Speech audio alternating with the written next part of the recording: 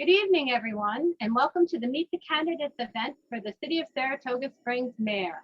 All candidates on the ballot were invited. This event was organized by the League of Women Voters of Saratoga County. My name is Kathy Covert. I'm a member of the League of Women Voters. I live in the town of Malta, and I will be your moderator tonight. The League of Women Voters of Saratoga County is a nonpartisan volunteer political organization dedicated to the informed and responsible participation of citizens in government. The League never supports or opposes any political party or candidate. That has been League policy since 1920. Membership is open to anyone who is eligible to register and vote, whether male or female. Please consider joining our local league. Before we start, I want to remind the candidates and our audience that the video taken tonight is the property of the League and can only be used by the League or licensed media according to FCC regulations. This event will be posted in its entirety. It may not be used by the candidates except to post a link to the complete video. We do not make this request lightly. We have had recent experiences where candidates or their supporters have used portions of our video or an audience member's own video against their opponents. The League is a nonpartisan organization, and use of the video by a campaign specifically against another candidate goes against our purpose. Additionally, this behavior would discredit us with candidates, making it difficult to sponsor future forums. All candidates participating this evening have pledged that they will abide by our policy. Questions were sent to us by members of the community. League members reviewed and compiled them to be representative and to avoid redundancy. We reject questions of a personal nature. Candidates, this is your opportunity to let voters know your stance on these topics and how you will address the issues facing the city of Saratoga Springs. Please don't waste valuable time tearing down or labeling your opponents. Deal with the facts. In your closing statements, don't make any attacks on your fellow opponents because they won't have an opportunity to respond. We have timers for this evening's event. Cards will be held up for the candidates to glance at. Green means 1 minute left, yellow means 30 seconds left, and red means time is up. There are 4 candidates for 1 mayor position. The candidates' names as they appear on the ballot are Robin O. Dalton on the Saratoga Stronger Together line, Ronald J. Kim on the Democratic and the Resilient Saratoga line, Heidi Owen West on the Republican and Conservative line, and Maxwell S. Rosenbaum on the Working Family. All the candidates were invited to attend this event, although Maxwell Rosenbaum did not respond to our invitation. Now it is time to hear their 2-minute opening statement. They have drawn lots to determine the order. And I want to remind everyone to have their microphones on mute unless they are speaking. The first to speak will be Heidi Owen West. And hello. Thank you so much for having me this evening. I really appreciate the League of Women Voters giving us this opportunity to address Saratogians. Like you said, I'm Heidi Owen West and running for Saratoga Springs Mayor. I'm a small business owner. I started my first business in Saratoga Springs well over 30 years ago with my mother. I currently own 3 small businesses in downtown Saratoga Springs. I also grew up in Saratoga Springs. I went to the Little Red Schoolhouse, school number 4, Division Street, and I graduated from Saratoga Springs High School in 1984. I planted trees on Broadway with my dad in the JCs in the 70s. I watched football games over at the East Side Rec, and I grew up on the corner of Walnut and Oak on the West Side.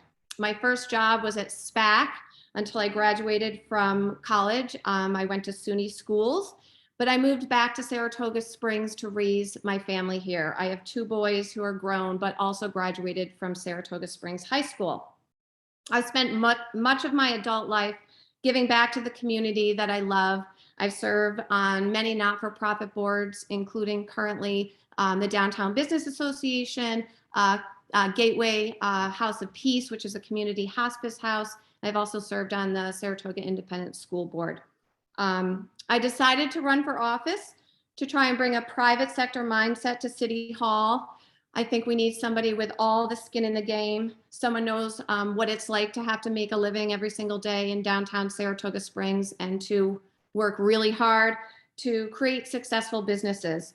I bring a skill set and experience at managing people, balancing budgets, meeting payroll. I make sure my employees are safe. I have the ability to create great teams. I have a willingness to work really hard to get the job done, all while planning for roadblocks that arise along the way.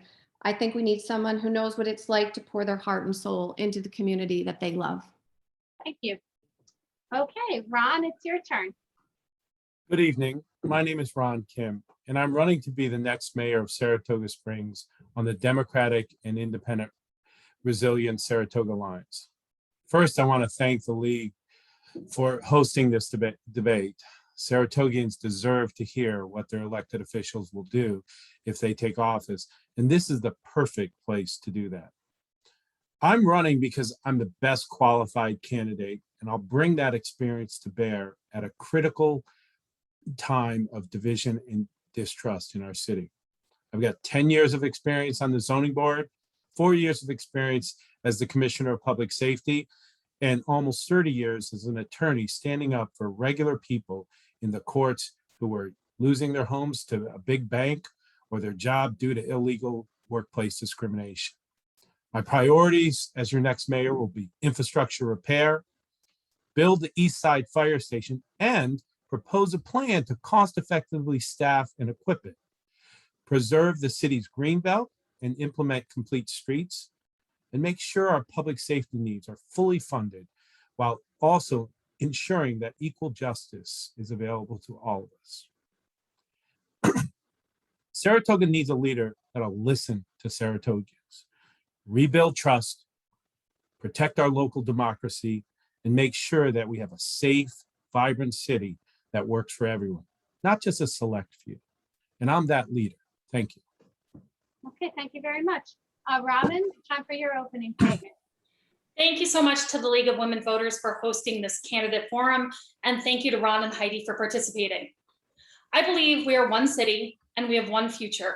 And I know that from listening to our community, Saratoga is ready to elect candidates that are not sponsored by political parties, but that are powered by the people. We need to bring back common sense decision-making to politics, civility, and building consensus versus giving into a culture of outrage. My experience is fresh, it's real, and it's relevant. The only way to lead this city forward is to understand the problems we've faced and continue to face in the future. I was the first female public safety commissioner elected in the history of our city, and through an extensive coalition of bipartisan support. And almost exactly a year ago, I was sitting a block down Broadway in City Hall, facing a financial crisis that was unprecedented, with nearly 50 police and fire department jobs on the line. I was successful in working with the city council to ensure that not a single firefighter or police officer was laid off, and will always support the city's essential services. I led Saratoga Springs' pandemic response, protecting our public health and our businesses through extraordinary outreach, communication, education, and legislation. I brought the long-awaited third fire station to fruition, ensuring that all Saratogians will have equal access to life-saving emergency services. I will not compromise my integrity or the integrity of the city to win an election. I will work together to solve problems because that is what I am here for, and that is why I'm continuing to run for public office. Whether it's daily quality of life concerns or more challenging citywide issues, my only goal is to make Saratoga Springs the best possible place for you and your family to live. I'm here to help. I'm a wife and a mother to 4 young children, an entrepreneur, and a passionate community volunteer, and I look forward to a healthy and robust debate tonight. Thank you. Okay, thank you very much. Now it is time for questions. Candidates will have up to 1.5 minutes to respond to questions. You are not required to respond, and you may pass if you wish. You have 2 opportunities during the question and answer session to request an additional 1 minute to add to your response. or to respond to something another candidate has said. Just hold up your hand and say red card, and I will acknowledge your request and make sure the timer adds the time. Red cards may not be used in your closing statement. The timer and I will track the number of red cards you use, so you only get 2. Questions will be directed to candidates in rotation so that everyone gets a chance to respond first.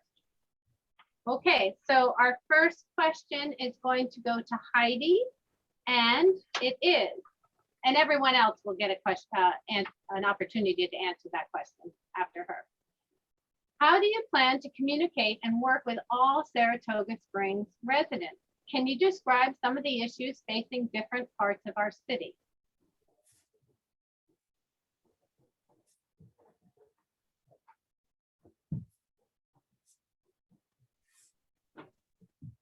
Make sure you unmute. I'm sorry about that.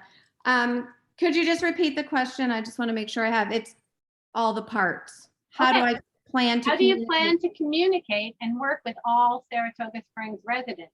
Can you describe some of the issues facing different parts of the city?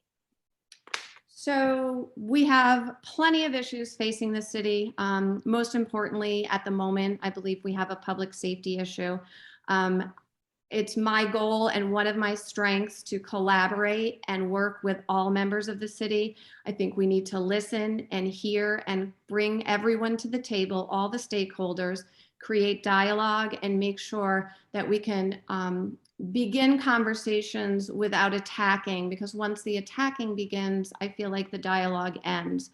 So we need to heal relationships, especially between the community and public safety and the police department, and work together and make sure all voices are heard.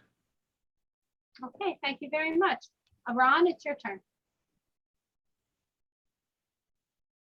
Oh, unmute. I'm already doing this. We've already had one Saratoga Listen sessions where we invited the public to talk to us about what's on their mind. And we'll continue those on a monthly basis. In addition, I've already proposed, and it's on my website, that we're going to actually start doing meetings throughout the neighborhoods in Saratoga. There are distinct neighborhoods in Saratoga. We can bring them together by talking to them. So we're going to go to the west side. We're going to go to the Eastern Plateau. We're going to make sure that we get around and not just sit in City Hall and wait for people to come to us. We're going to go out to them. So if I'm mayor, that's a priority. And one other thing, having to hire a mediator for the purposes of talking to your residents is not a good idea. It's an admission of failure. And basically, that's where this current city council is. And it's disappointing to see that they're actually thinking about having taxpayer money devoted to getting a mediator so they can talk to the residents. That's not what's going to happen when Ron Kim becomes mayor. Thank you. Okay, Robin, it's your turn. Could you repeat the question one more time? Of course. How do you plan to communicate and work with all Saratoga Springs residents? Can you describe some of the issues facing different parts of our city? Absolutely. So I think the question is really about first communication, and clear and consistent channels of communication have been glaringly missing from City Hall. And so one of the first things I would do is establish clear and consistent channels through all different mediums, because we know that nowadays in 2021, everyone consumes information differently. And whether it's getting a communication out from the city to the public, or whether it's the public needing services or help from City Hall, those channels just don't exist right now, and they have to be established. But I think also acknowledging the huge variety of issues that face the city based on where you are in the city is paramount. I know from campaigning, from being in office, that the safety issues that plague Geyser Crest with speeding and stop signs, and versus the problems that plague the east side, or perhaps out by the lake where they don't have emergency services getting there promptly enough.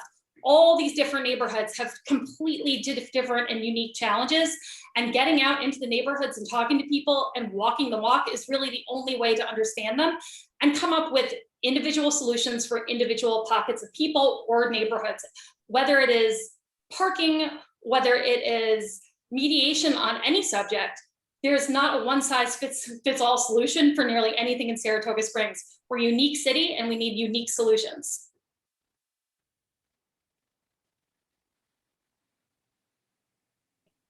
Thank you.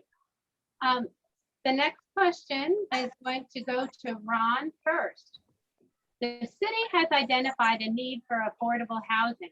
What will you do to meet that need?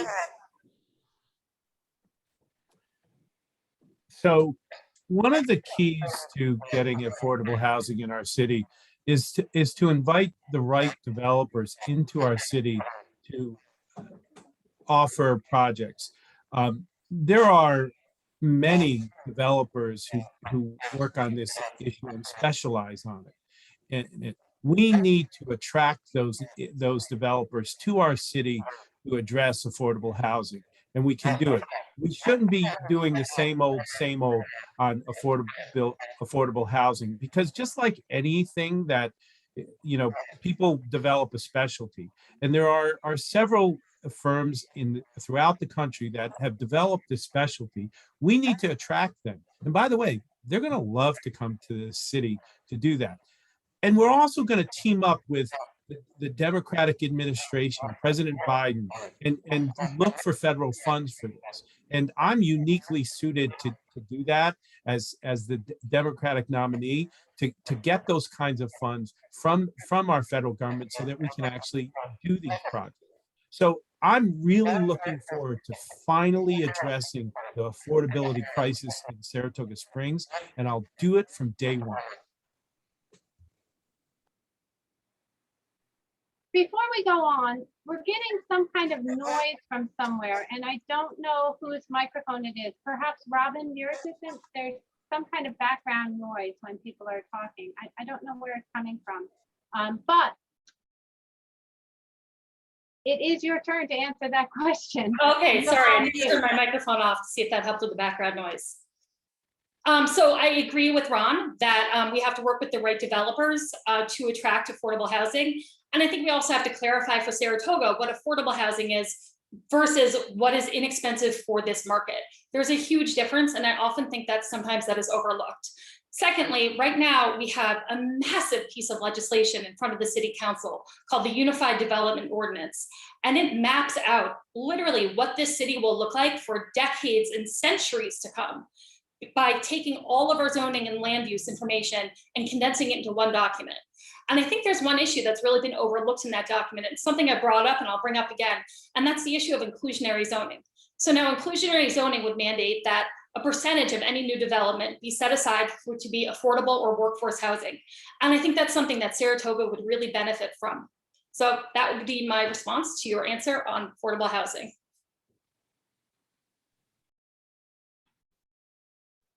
Kathleen, are you ready? Thank you very much, and let's make sure our microphones are muted when people are talking. Heidi, it's your turn to answer that question. Thank you. So I believe the mayor's the community development office actually has done a great job of working with builders and real estate firms to secure housing for residents in the city. I think a lot of what happens is we're not aware of all the opportunities. Right now, the city's on target to exceed units more than twice what HUD requires. So I think part of it is really getting the message out there and the knowledge about the programs that are available so that everyone is ensured a place in Saratoga Springs.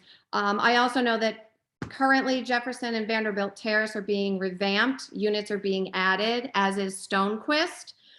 These are federally funded through the Housing Authority, but there's also another project coming up, a pilot project through Tate Lane. So one of my goals would be to make sure people were aware of all the opportunities. I also would look at the inclusionary zoning. It could be an option. We've never done it before, and the rules and regulations that kind of happen when builders when that becomes part of the situation for builders may be able to happen, maybe not, but I think it's something that's worth looking at. So that's about it.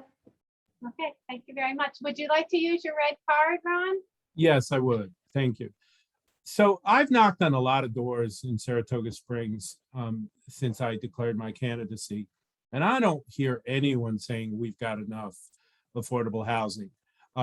to the contrary, what I hear is that this is an absolute need that has to happen, that we are curtailing the ability for people to move into this city who have modest incomes, who are the people who keep our city running, the essential workers that we honored a few months ago because they kept our hospitals running, our restaurants running. They can't live in this city.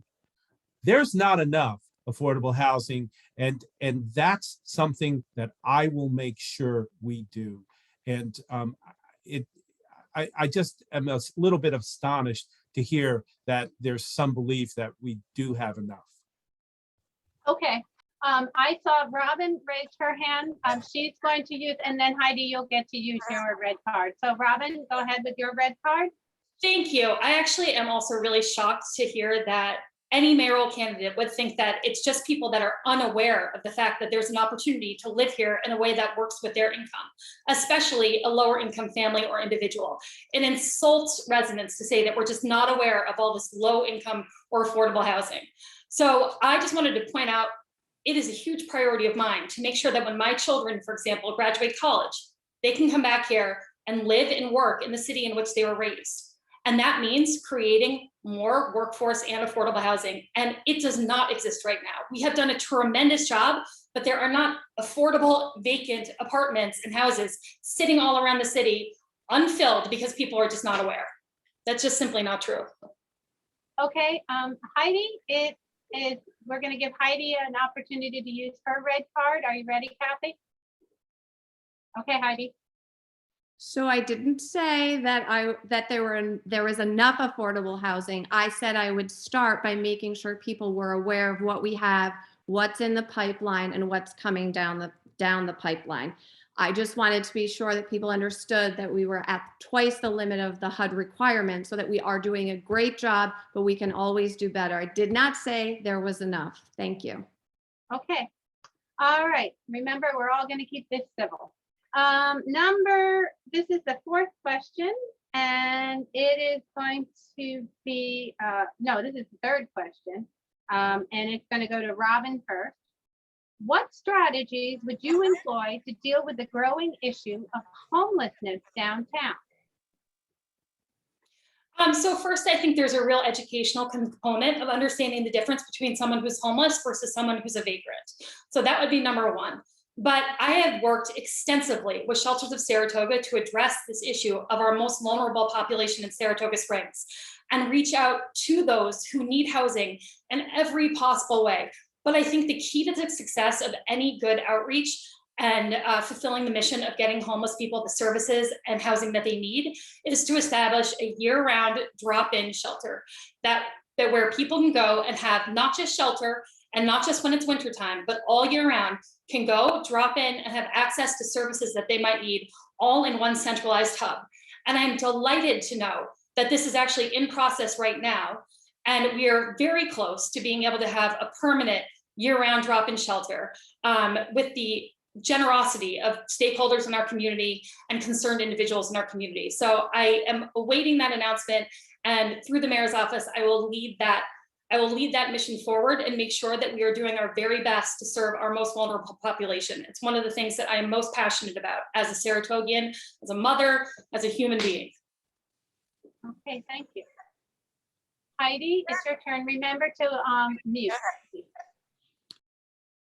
So this issue actually hits really close to home for me because I have had a close family member living on the street. So I understand firsthand that, resources and don't really always address the underlying issues of the homeless population.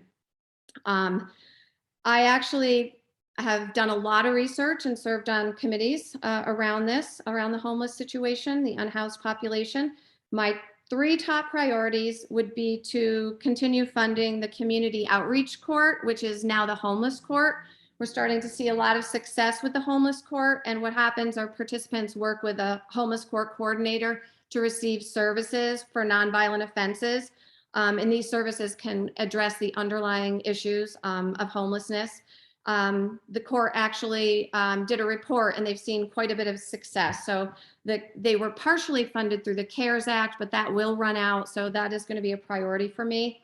I also agree with Robin that the RISE right now is talking about a social center because they serve close to 400 in their homeless population. They've housed close to 400, but we don't always see that. What we see are a community that even actually may have housing, but no place to go during the day. So it'd be great to have that drop-in center where they could receive soft skills and even skills training for, life. And then also Your time is up. Your time is up, but you can use your red card if you No, want. that's okay. That's okay. Okay. Thank you. All right. Ron, it's your turn.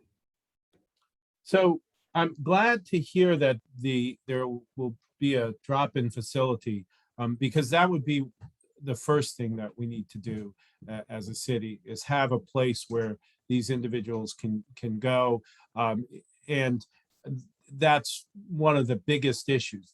What I'll do on day one is make sure that all our various organizations, not only just the nonprofits, but the churches, the clergy, the various support systems are meeting at least on a monthly basis, because the nature of homelessness changes with seasons. So for instance, the other day I noticed that there was a number of people in one of the parking lots congregating. It's getting a little colder out, it was rainy. Their needs change. The reasons where they are change. We need to make sure that we're coordinating all the resources and making sure that they're utilized as efficiently as possible to address this issue, because it does change as the year changes, and obviously that's part of it, and and we need to just coordinate those people who do address this. So I'll make sure that we have that kind of committee meeting day one as soon as I take office to start coordinating these resources, because we all want to do the right thing, but we got to make sure it's efficient. Okay. Question number 4 is going to go to Heidi first. Do you support the recommendations of the city's police reform task force, including the creation of a civilian board? I do support. I actually support all solutions that could help our community, including the CRB. I know that the city and the city council may actually be voting on it before I get into office. So whatever they vote on and I'm handed over, I will work really hard to make sure it's the right CRB for Saratoga Springs. Okay, thank you. Ron? Yes, I do support the Civilian Review Board and the other reforms that were recommended by the police task force. I'm disappointed that it hasn't been implemented as quickly as it should have been. I believe that actually it should have been implemented right after they made their recommendations, because the executive order that was sent down from the governor's office was pretty clear about what needed to happen. I'm glad it seems like there's movement forward, and certainly we will take those further, because here's the important point about this. If you implement these reforms, you will actually spend more money on our police force. There's no defunding the police that I'll support. I believe when I was commissioner of 2009, I believed in training our making sure that our police officers trained as efficiently and as effectively as possible, and I'll continue to support that. But I'm also going to make sure that our city has accountability and transparency for all our uniformed services. And that's part of the Civilian Review Board. And that's what I'll make sure, if it's not implemented by the time I get in office, we'll make sure that it does get done. Thank you. Okay, thank you, Ron. Robin, your turn. Thank you. It's a really great question, and it was really interesting listening to both candidates' responses. I'm someone who came into office in 2019, started January 1st, 2020, and was not in favor of a civilian review board. But I've spent the last 20 or so months having one foot as a civilian in City Hall and 1 foot inside the police department.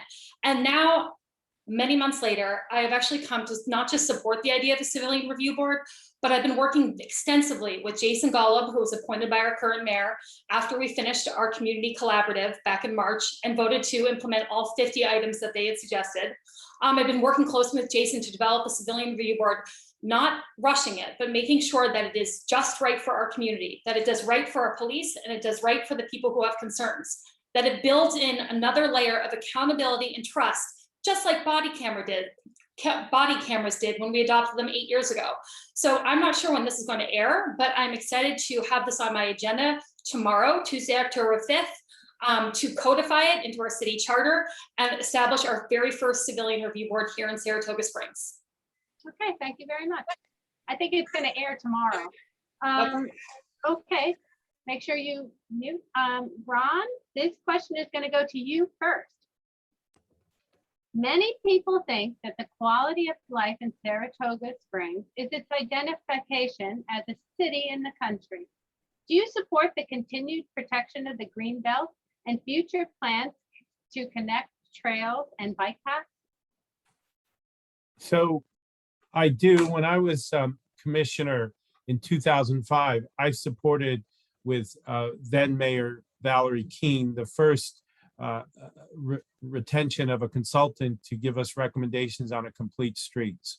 We also then, and I still do now, support the green belt and preserving it. I am concerned by the current UDO process that's been mentioned earlier, that in fact, the UDO is being improperly used to rewrite the 2015 comprehensive plan to allow uses that would not have been contemplated by the 2015 principles. So for instance, it allows animal hospitals in the Greenbelt. There's some other nonprofit entities like that they've also allowed that weren't contemplated in the comprehensive plan. I'm concerned about that. And so if I am elected, that's going to be one of the things I'll look at if they happen to pass the UDO prior to January 1st of 2023, because this is the jewel of why people love Saratoga. It's our greenbelt. We need to preserve it. We need to continue to preserve it. And I scratch my head when I read the executive summary of the UDO, why they're trying to push it back. Time's up. Okay, you can use your red card if you want. Robin, your turn. I moved to Saratoga Springs 13 years ago. I'm married a Saratoga native, and I have just marveled at how special this city is because of the city and the country feel. Suburban sprawl has no place here and should not be allowed. But unfortunately, what I've seen over the last 13 years are that every time developers have a crack at the nut, they push further, they try again, they try differently. And especially when you're talking about zoning, it is very confusing in a language that most people do not speak with proficiency. So you look at a 300+ page unified development ordinance, and you have to think, are there new opportunities here for encroachment into our green space, or are we tightening those restrictions and regulations? And I've been working extensively with Sustainable Saratoga to make sure that our green space is adequately protected, and actually we're enhancing the standards that we have in place right now. Unfortunately, I also deal in facts and information. And right now, with the three of us here, we do have one candidate, the Republican candidate, who does represent development interests and does stand potentially to have a financial benefit from development in the city. I'm not questioning her integrity or the integrity of her actions. I'm just pointing out the facts. And the fact is we have a development interest sitting at the table. So again, I am free from any of those conflicts of interest, and I'm passionately committed to maintaining our greenbelt and city in the country. Okay, thank you. Heidi. So in the late 80s, as a community member and small business owner, I actually participated in the original City in the Country charrette led by Barbara Glazer and the Open Space Committee. The community came together to really kind of hash out exactly what the green belt looked like and what development should look like. That plan actually has led to a very successful Saratoga. It was much different here in the 80s and 90s, but took for that development to be concentrated in the downtown core, and that actually set up protections for the green belt.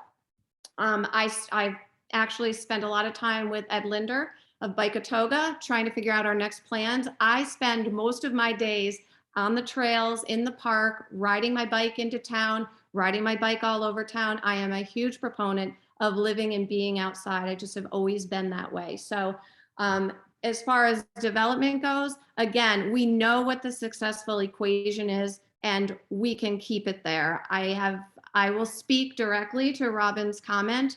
I have been supported by every citizen in this city. Does not matter their background, does not matter their party. Democrats, Republicans, non-aligned people like myself. I do not sit in the pocket of anyone. I am my own person. I will not be defined by anyone else, and I will not be defined by someone else's voice. Thank you. Thank you. And yes, we do need to make sure that I know you believe you are stating the facts, but we probably just want to stick with our responses, your personal response to the question, and not discuss other people's potential responses or motivations, because we do not really know other people's motivations. This is the sixth question, and it's going to go first to Robin. The economy of Saratoga Springs is based in large part on tourism, which brings expenses as well as income. How can we provide for safety and order while still being welcome to all segments of our community and the public? I'm sorry, could you repeat the question? Yes, I think if you can mute yourself when I ask the question, I think the problem is the feedback from your microphone. The economy of Saratoga Springs is based in large part on tourism, which brings expenses as well as income. How can we provide for safety and order while still being welcoming to all segments of our community and to the public?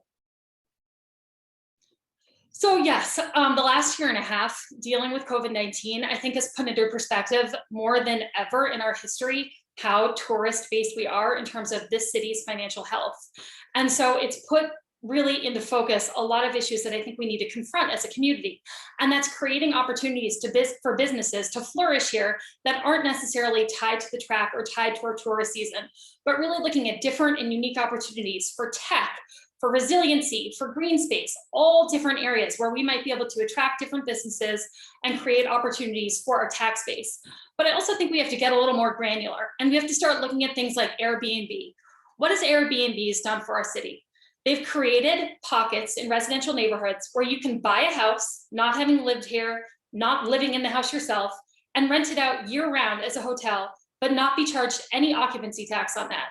As opposed to across the street where there might be a B&B or an inn that pays occupancy tax on every booking they make, or a hotel or a motel in our city. Taking a look at Airbnb and getting those things compliant, and again, helping to support our tax base, will help create more opportunities for the city economically and help make us more protected and resilient for any emergencies or anything on the scale of the COVID-19 to come. Okay, thank you very much. Heidi, it's your turn. Could you repeat the question? I just want to make sure I'm understanding what you're asking. Yes, of course. The economy of Saratoga Springs is based in a large part on tourism, which brings expenses as well as income. How can we provide for safety and order while still being welcoming to all segments of our community and the public?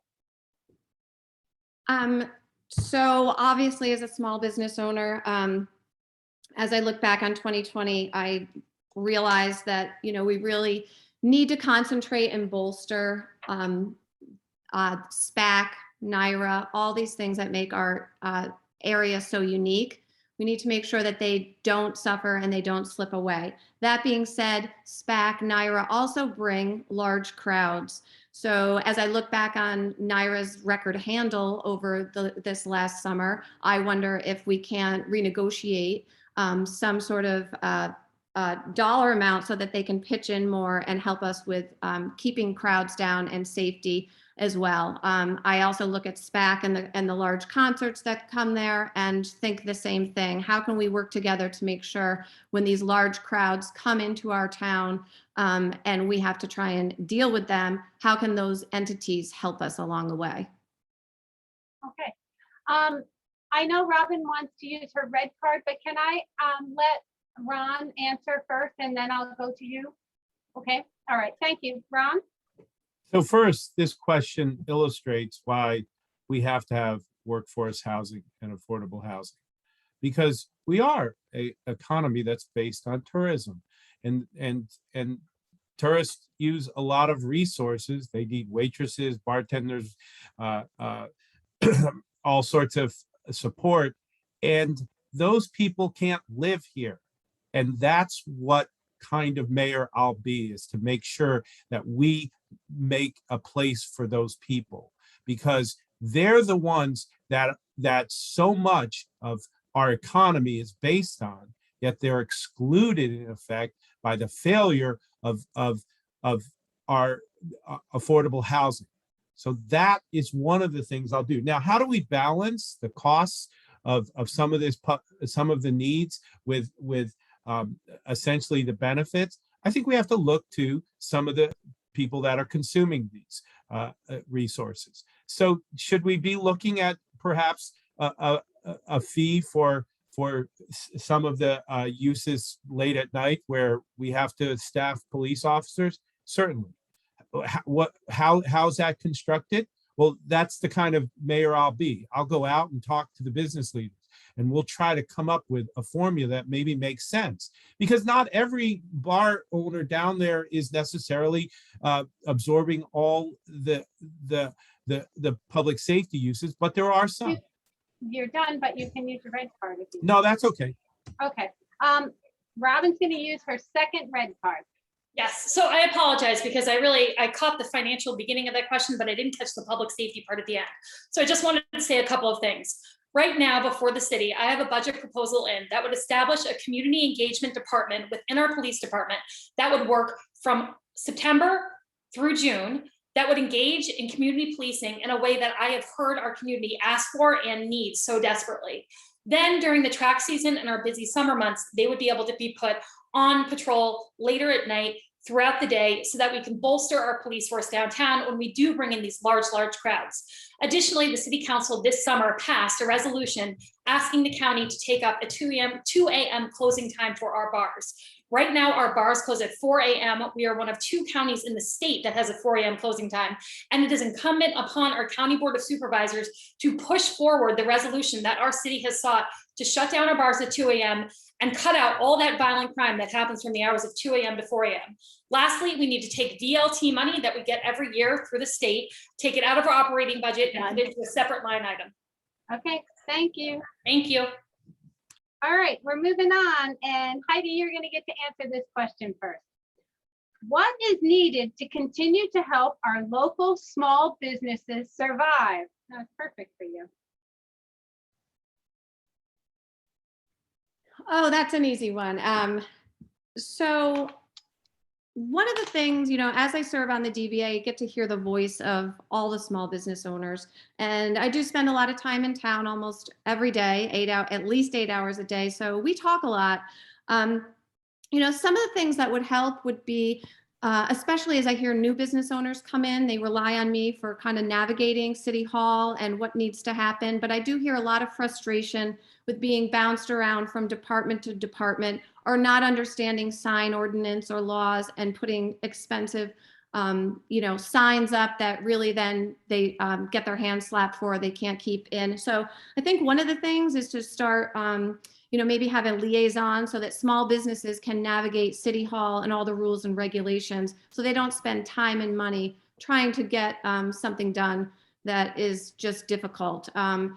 We have a lot of great civic organizations in our town, and we work together very well. So I would also craft a relationship with those civic organizations so that we could really understand what the small businesses need. It's different for a long-term business versus a small, short-term or newer business. We all have kind of different needs. It's different in the restaurant industry versus retail. So just starting a conversation and having more transparency and dialogue would be a great start. Okay, thank you very much. Ron, it's your turn. So there are two opportunities that if I am elected mayor, I'll immediately take action on that will help downtown business owners. The first thing is we just went through a pandemic.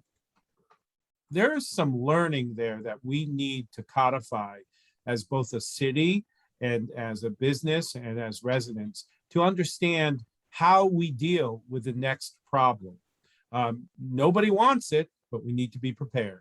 And as mayor, I'm going to bring together the community and make sure that we address how we get ready for the next one. When I was Commissioner of Public Safety, we had a terrible ice storm.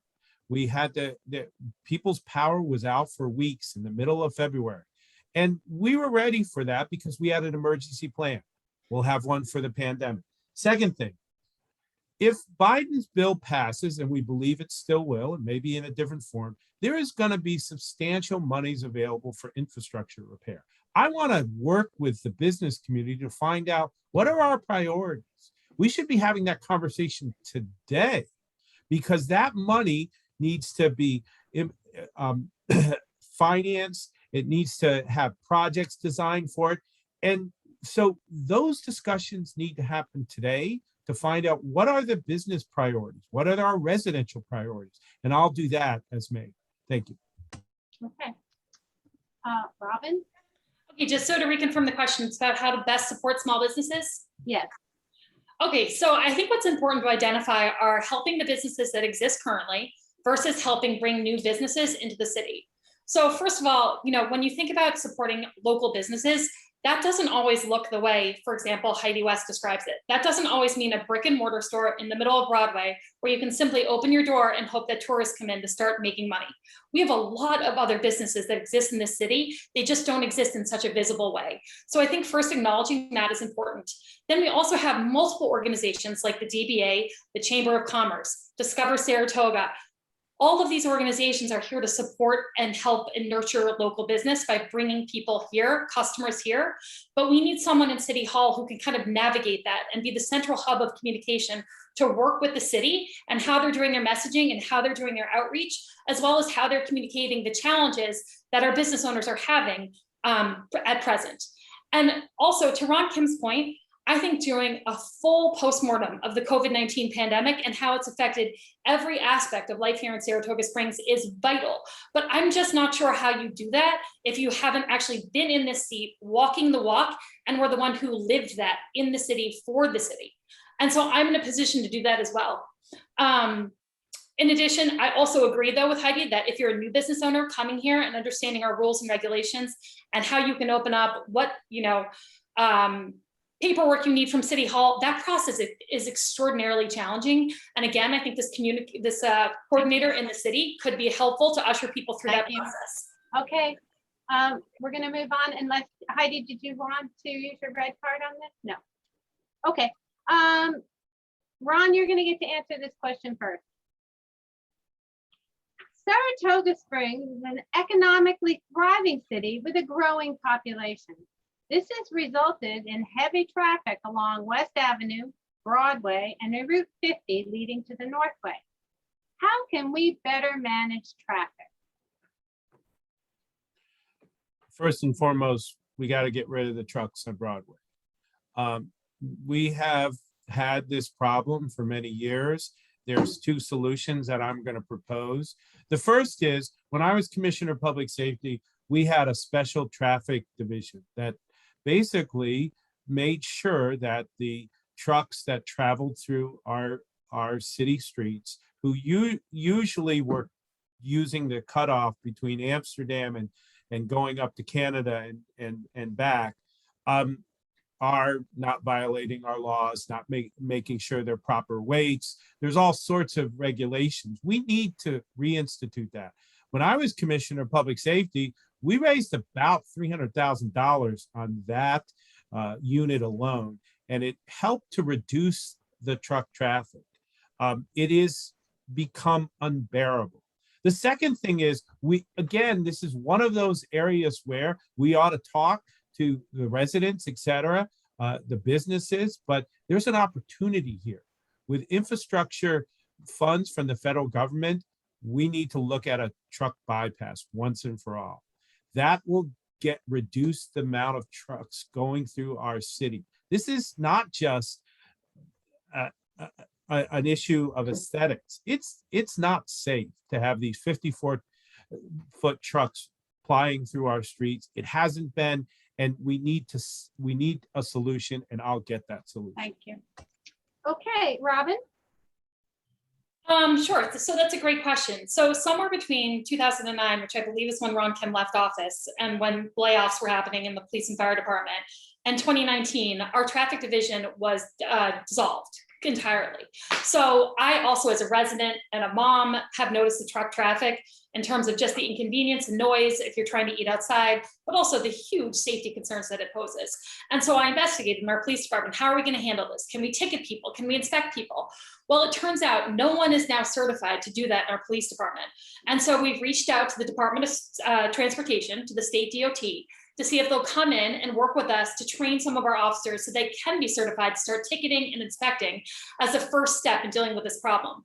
I also think that using any infrastructure money that comes in from the feds or the state is also vital. We know that this city is at max capacity, especially in the summers, and that unless we change the design and layout of some of our roadways, we'll never solve this problem. So it's kind of a two-pronged approach. But the first step I'm already taking in public safety. The second step would need to be led by our city council and next mayor.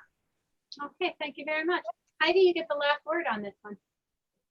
So we've been talking about this since I can remember. I want to say early 80s, even though it wasn't quite as congested as it is now. This has been an issue that people have been trying to solve for many, many years. Both of my opponents are in office. I'm wondering why they haven't actually fixed it already. Hopefully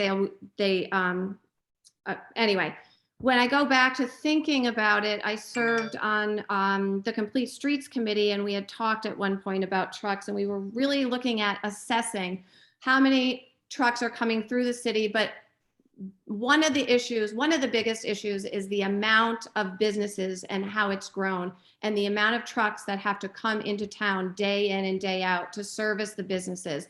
That has grown in a significant way over the last, I would say, even 10 or 15 years. So even though we might deal with the bypass, I think we also have to deal with truck traffic and deliveries and all the issues that are really happening downtown, because I think the two combined are an issue.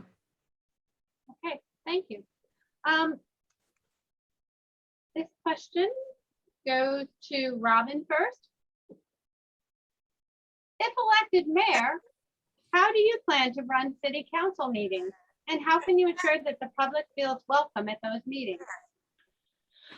I have been really dismayed over the last couple of years because I feel like systematically the public's access to city council and their city hall has been slowly stripped away.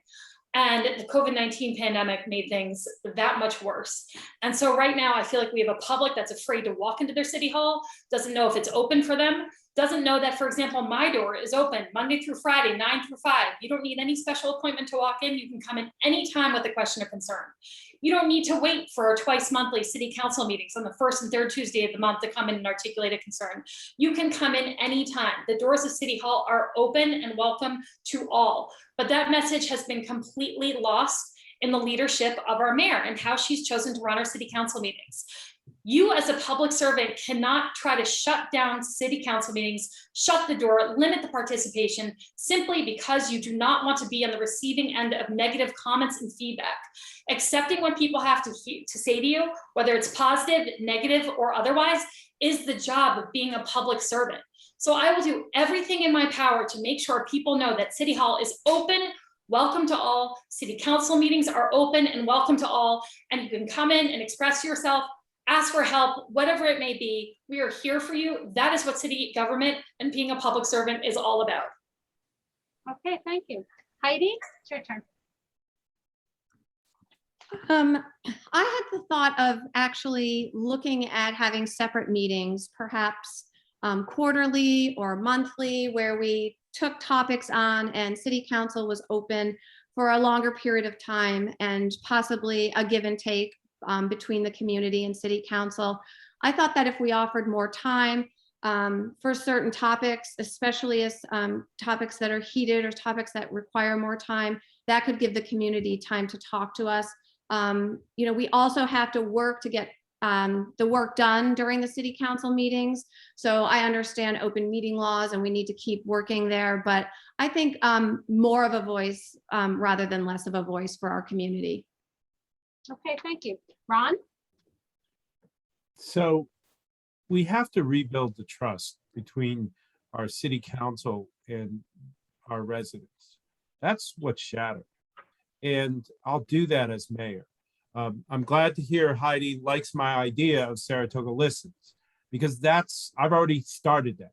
We're already talking to people in the neighborhoods. We're already reaching out, because that's the other part of this, is we can't just limit it to the city hall, city council meetings, the 2 minutes that everybody has. We need to have more natural conversations with our residents, and I'll do that. As I said, I'm doing it now. And so once we rebuild that trust, I think we'll find that our city council meetings will also flow better, simply because people won't believe that if they, first of all, they won't be excluded from meetings. And if they happen to get in, they won't be insulted by a city council member, because there'll be trust, there'll be a relationship. That's what governance is about. And that's what I'll do if I'm mayor. Thank you. Okay. This is going to be the last question before we go to closing statement. Heidi, you're going to go first. What is the greatest public safety issue facing the city, and how will you address it?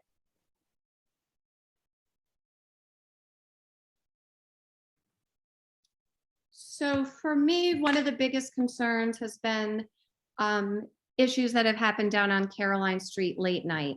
There are 3 mornings over the summer of 2020. Twice I had police tape in front of my businesses.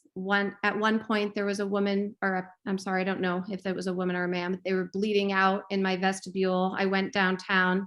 The police hosed down the front of my business, and we worked really hard to make sure that there was no blood there before my staff came in. The second morning, shots were fired just yards from my door, and another stabbing. And then the third morning, I woke up to a man was actually killed on Caroline Street. So I think it's important to note that, instead of defunding the police, we need to bring more police presence downtown, trained police presence, and make sure that they're not understaffed and they're not, and they're able to actually service that community. I also would be about a 2 a.m. closing. If that could help the situation, I'm all about it. Perhaps we work with the bars first to see if they could do it and be part of the solution, because I never like to control, a business model, especially one that works. But I think the conversations need to happen. And I think that the bar owners also need to come to the plate to have that conversation. Okay, thank you very much. Ron, it's your turn. Right now, the biggest challenge to public safety in our city is the fact that we don't have an East Side fire station. When I was commissioner from 2005 to 2009, we did our best to try to get that. The Republican city council at the time blocked our ability to build the station, unfortunately, but it is a critical need. We are a city of 27 square miles. We have 2 stations for EMS and fire. Glens Falls has 4 square miles, 3 stations. This is a dire need of our city. It has been, and that's why it's a first priority for me. And more importantly, I'm willing to stick my neck out and talk about how we finance and staff it, because you can't just build the building. You've got to put staff in there. You've got to train them. You've got to also get the equipment. You've got to get an ambulance. All those things need to be done, and it's time to do this.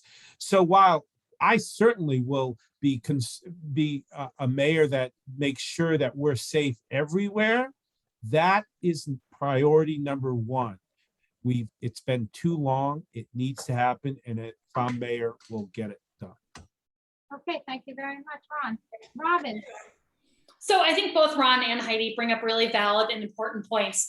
I think Ron makes a really interesting point though with our third fire station, because to some people, I know the need doesn't seem as imminent, but if you're someone who lives out by the lake or has someone who you love or are related to or is part of your family who lives out by the lake, and you're in fear for them having a heart attack or a stroke because you know that we will not be able to show up and deliver life-saving emergency services in time to save that person's life, that threat exists every second of every day. And I personally can't imagine living with that threat every day and knowing that it exists. So I think the third station is huge, although I am also going to correct Ron and say that it's a little insulting to both me and the chiefs of our fire department, Chief Tolan and Chief Dyer, to say that they have not thought about training, equipment, staffing. That's absurd. And in fact, if you look at our capital budget requests, as well as our operating budget requests for this upcoming year, you'll see that all of those things are worked in and that there's an elaborate plan worked out to make sure we'll not only build this within budget, but that it succeeds. Finally, late night on Caroline Street is a massive concern and should be for all Saratogians. As I said, I've lived here for 13 years. I have spent the summer going out at 2 or 3 in the morning and taking a loop downtown. And I myself, who live 1 block off of all of the action downtown, 1 block away from the corner of Caroline and Henry Street, I have been terrified for my own safety. And that is because of the size of the crowds and the level of intensity of partying and not having an adequate sustained police force that doesn't rely on consistent mutual aid from other agencies. Thank you very much. Well, we're going to have our closing statements now. And Heidi, it's going to be your turn to go. Well, first of all, thank you for having us. I really appreciate the ability for the 3 of us to sit down and put our thoughts out there to Saratogians. I've spent a lot of this year, once I decided to run, connecting one-on-one with voters, whether it was door to door or downtown, or talking and listening and discussing what they want for our city. And it's clear they're looking for a change. They want a city council that can work together, and they want problems solved. It's time for actually a fresh perspective in City Hall. It's time to stop the drama. It's time to be honest. It's time to come together and work toward real solutions that all of us can live with in our community. We're neighbors, we're friends, we're a community that cares deeply. And I'm asking the citizens of Saratoga to join me on this journey to ensure our community remains one we feel good about raising our kids in, inviting tourists to, and one that all citizens feel safe in. So let's build on the successes we've had as a city and move in a forward positive direction. I want to thank the League of Women Voters again, and best of luck to both of the other candidates. Thank you. Okay, Ron, it's your turn. 1 minute closing statement. Thank you. During this campaign, I've been privileged to speak to many Saratogians. It's given me a chance to hear what's on their minds. People want a positive vision for our city. They don't want lies and false negative attacks. People also want solutions to our city's challenges, not finger pointing, disinformation, and gaslighting. Finally, people want to be listened to and heard, not barred from meetings, insulted by their representatives when they do get a chance to speak. Tonight, you've heard my plan to deliver results. I'm the only candidate who has had the experience and plan to rebuild trust, protect our local democracy, and make sure we create a safe, vibrant city that works for everyone. I'm going to ask for your vote on November 2nd for a better Saratoga Springs for everyone. Thank you. Okay, thank you. Robin, your turn. Thank you. Thank you for the opportunity. So I've taken a really unorthodox approach to this campaign. I'm running as an independent candidate on the Saratoga Stronger line, which has no affiliation with any major party, not the Republicans, not the Conservatives, and not the Democrats. And I've done that based on my experience over the last 1.5 years plus, that has shown me that political parties in Saratoga restrain people at the city council. They do not make it possible to represent the wide diversity of thought that exists within this community, and that has to change. You want to look at toxicity in politics and finger pointing? Well, it all starts for me on the local political level with the local political parties. They are not putting up candidates that are here for the city. They're putting up candidates that are here for all sorts of other political opportunities, to promise rainbows and sunshine when those of us working in the trenches who understand how City Hall works are here for solutions, real solutions, not just hollow promises, real solutions for every Saratogian. And that's the pledge I made to myself when I entered local politics, and the pledge that I abide by today. I will be honest, I will listen, and I'm here for everyone in our community. Thank you. Thank you. Okay. Please remember to vote. You must register to vote by October 8th. If you have moved, an address change must be submitted by October 13th. Early voting starts from October 23rd through October 31st. Absentee ballots may be requested by mail until October 18th and postmarked by November 2nd. Absentee ballots may be requested in person by November 1st and returned in person by November 2nd by 9 p.m. The general election is November 2nd. Polls open from 6 a.m. to 9 p.m. Please check with the local Board of Elections for your local polling place. Thank you, all you candidates, for attending this event and helping to educate the voters on what you plan to do if you get elected mayor. Thank you. And thank you, audience, for taking time to learn about the candidates. Good night, everybody, and good Good luck. night.